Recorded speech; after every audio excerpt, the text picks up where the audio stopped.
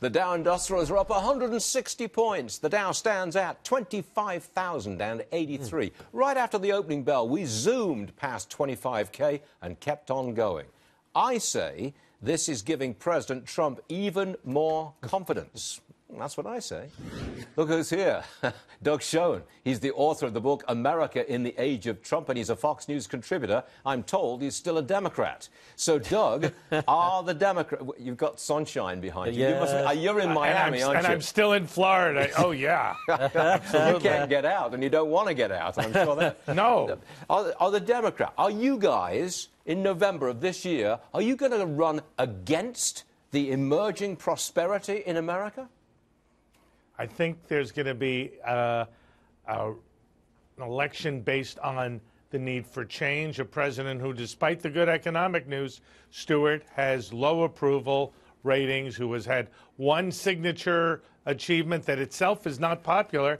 And I think the Democrats will run against. I'd feel better, and I know the audience would, if the Democrats had a competition of ideas. Yes. But what I've seen so far suggests that the party and me, once again, will diverge in strategy and tactics. I think you've lost your own party. I think that's what's happened. I mean, you've been dragged so far. I think they've lost me. You have, maybe so. But where's the positive ideas? Where's the idea of adding to the prosperity, which is now emerging? I mean, you're so yesterday. You're so based in, oh, let's tax it and let's spend some more. You know, come on.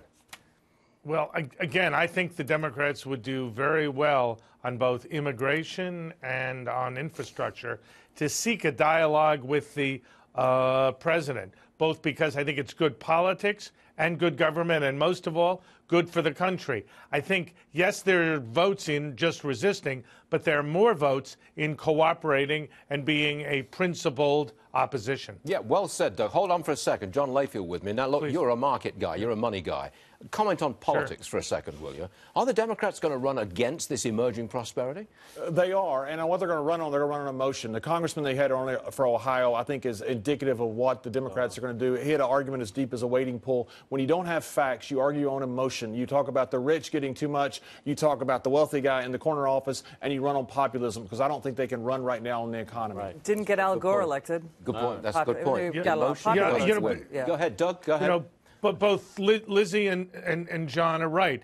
The Democrats have this annoying and, I think, ultimately, as Liz suggested, destructive habit of running on populism. When a president is unpopular, when the Republicans in Congress are even more unpopular, it provides a certain degree of resonance. But in terms of resuscitating the party and revitalizing it, you need ideas, and John is exactly right. The Democrats started as a free market party that had a more expansive social safety net than the Republicans. That's where they should be. That's what they should get back to. But they need ideas to do that, not socialism. This is another one for you, Doug.